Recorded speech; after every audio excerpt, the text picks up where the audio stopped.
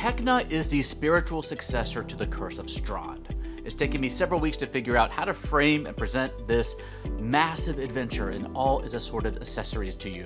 But that's it. If you enjoyed The Curse of Strahd and you've been looking for something with a similar vibe, a similar narrative, sandboxy structure, memorable characters, and meaningful choices for your characters to make, and an adventure that's very well written and robustly supported, then Heckna is what you've been waiting for. Today I'm going to tell you all about it, and that will necessitate some spoilers, so if you are a potential player in a Heckna game, or you want to be, just send this video to your game master and go watch one of our Clock Tower videos instead. I'll also go over the optional extras that are available to support and enhance your campaign, including minis and maps and music and cards and a whole bunch more. And for Black Friday 2024, they still have some good bundles for the adventure, and the minis and the STL files and the music. So go check all that out. I'll tell you everything you need to know. So join me, won't you, in the Revelia as I introduce you to Heckna.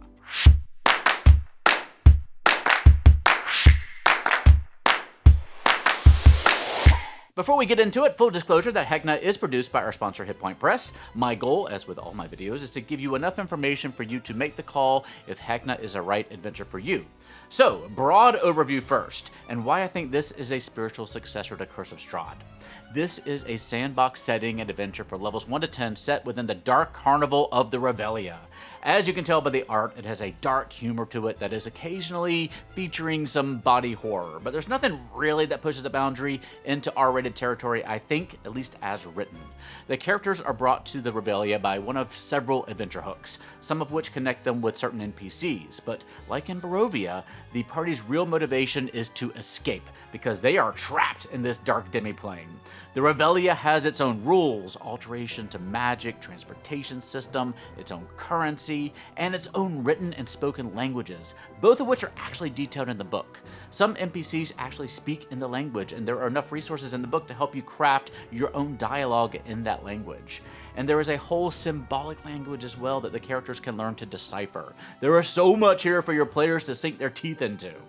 At first, the characters will have access to certain locations in the Revelia, and more open up as the campaign progresses. But the characters are largely on their own to explore places and meet people at their leisure. Not everyone is going to be antagonistic. One of the first folks they'll come across is the Clown Hunter, which will probably make you think of Van Richten from Strahd. And you're actually given a number of different NPCs that you can use for the Clown Hunter, as this is an important NPC, and they want you to have one that fits the story that you want to tell. And I haven't even mentioned the clown himself, Heckna, yet. Heckna is a sadistic, sociopathic sorcerer who created the Revelia and then ripped it into its own demiplane.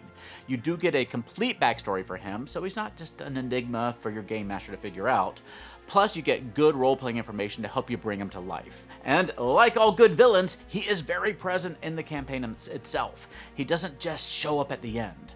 There are several other very important NPCs, including allies and lieutenants.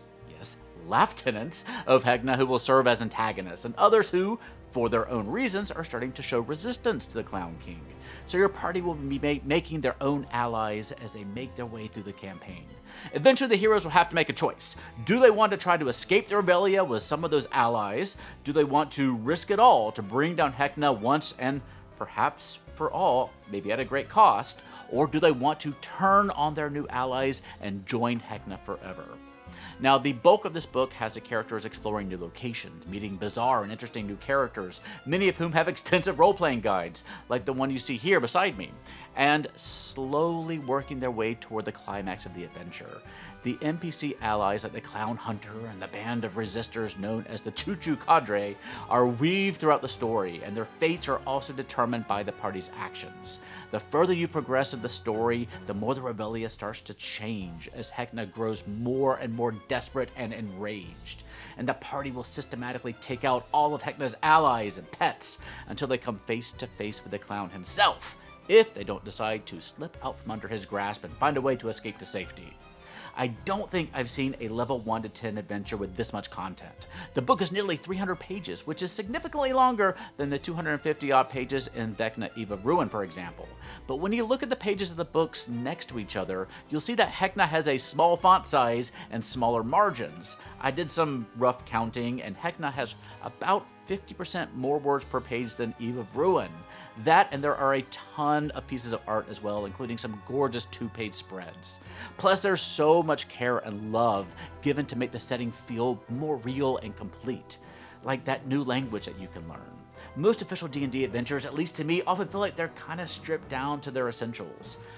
Sorry, author, we just don't have the word count to expand upon that cool idea you have. But here, the team was allowed to explore those interesting new creative avenues. And since it's a sandbox-style adventure, you may not even use all of it, but the players get to engage with what interests them, and that's usually the way it should be. But I think we've all seen books like this that are full of content, but if the content isn't well written and well designed, it's just not worth the paper it's printed on. Luckily, this is not the case with Heckna. The lead writer on Heckna is Ashley Warren, the co-author of Icewind Dale, Rime of the Frost Maiden, creator of the award-winning Uncaged Anthology series, and a prolific writer for D&D Adventurers League and DM's Guild. And the writing here is engaging and clear and succinct and exact.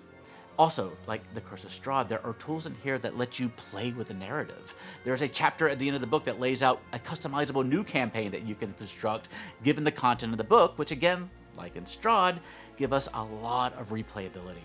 There's also a standalone one-shot in the book to give folks a sample of the setting to see if it's right for them. If I had to look for a criticism, and I have to look pretty hard, the only thing I might change is some of the NPC dialogue that can venture into dad jokey territory on occasion, and I think I might give Heckna himself a slightly more Joker-esque hard edge. Keep in mind that currently the book is aimed at age 13+, so it's not that hardcore, but if you are playing with the right group, you can certainly sharpen up the edges if you want to. And given the subject matter, there are useful safety tools in here to make sure that everyone is feeling comfortable at your table. So yes, like Strahd, this is a dark, modular sandbox adventure in which the party is trying to escape a dark demi-plane, and to do that they'll have to make allies, find resources, make themselves more powerful, and find ways of weakening the OP boss before a final confrontation. The vibe does veer into more dark humor than Strahd's more traditional gothic horror. This is one of those games where I think you can just look at the art, and if it vibes with you, I think you're going to get the best version of what you're expecting, and that's a high compliment. Now, there are a ton of extras that you can get to enhance your games, and as always, none of them are strictly necessary for you to play the adventure. For that, you just need the Heckna book, one of these, or the PDF, and the basic 5e rules, and some dice, and a couple of friends. But if you are looking to level up the experience, let's start off with the 8 mini-sets. We reviewed them all here on the channel already, and you can find those videos linked down below me. They feature NPCs and monsters and bosses from the campaign. You can also get those mini-sets as STL files if you want to print your own at home. To better set the scene, you can get the digital album, Heckna's Hellish Howlings. We love some alliteration. It includes 14 tracks and 2 variations each. You get a standard album track plus one designed for looping for those longer game sessions, and you can hear one of those behind me now.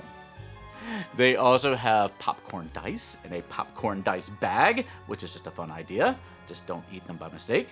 And right now, for Black Friday 2024, you can get all 8 sets of minis for $200. You can also get the digital bundle, which includes the campaign setting book, the STL files, and the soundtrack, for about $50. If you like the physical book, you can also get the Gobbledygook bundle, which comes with the hardcover book, the popcorn dice and bag, and a Heckna logo pen for $60. Outside of Black Friday, you can pick up the adventure itself as a hardcover, a PDF, or as part of a box set. So let me show you what is in the box set. Now, I got a different box set for the collector's edition during the original Kickstarter, so I don't have the actual box set that's available now to show you exactly, but I do have the components inside. First of all, you get the big old stack of reference cards. Of course, this is Hit Point Press after all. You get cards for, I think, all the spells and magic items and NPCs and monsters in the book. The cards are tarot-sized and quite handy for running the adventure. Speaking of cards, you get this really nice set of regular playing cards. The face cards are all illustrated and they have a nice subtle foil effect on them as well. The book contains a way to build out your campaign using playing cards as a random generator, so you will get some use out of them outside of your weekly canasta games down with the folks from the Rotary Club. It also contains the folded paper map of the Revelia. This is your world map. The entire campaign takes place here. And of course, these places are detailed in the book as well. And you get this set of cardboard standees and bases that you can use in lieu of minis in your campaigns. I love me some good standees. You get all the functionality of minis, but much cheaper, and when the art is great, like it is here, the standees can often be just as evocative, if not more so, than regular minis. Plus, they are so much easier to store. And finally, it contains this little poster that you can use to set the scene. You can download for free a font which lets you type out messages that use the language of the Resistance and the Rebellia. This is by itself so much fun and opens up a lot of puzzle opportunities for your table. There's also a GM screen that's available for $15 that details lots of information that you need if you're running a Heckna campaign. It's got maps and random encounter tables, language information, and the details of the clown corruption mechanic, which is very important to this adventure. There's also a set of animated cards that detail the 10 new Heckna spells introduced in the book. That set is $10. You can see some of them right here. And of course, you can use these spells in your regular campaigns as well. And there are a few more goodies that will let you discover on your own at the links below. You can check out the doohickey down there for all the links that you need. In some ways, Heckna also reminds me of a campaign we covered a long time ago called The Odyssey of the Dragon Lords, a third-party 5e campaign that feels so robust and full of love and care, with innovative ideas that'll make your group feel like they're blazing new trails. It's campaigns like these that make the official 5e adventures feel sometimes a little shallow and bare bones. So if you're looking for a sandbox campaign that brings some spooky vibes, I think you'll be very happy with Heckna. And if you're enjoying it already, please let me know how it's going in the comment section down below. If you are interested in the campaign, I might be able to get Ashley on the channel here to talk a little bit about setting up and running a Heckna campaign. So if you have any questions for her, you can leave them for me down below as well. You can also find me on social media at one of the sites over here. But for now, please stay safe, have fun, love each other, and I'll see you next time at the Gallant Goblin.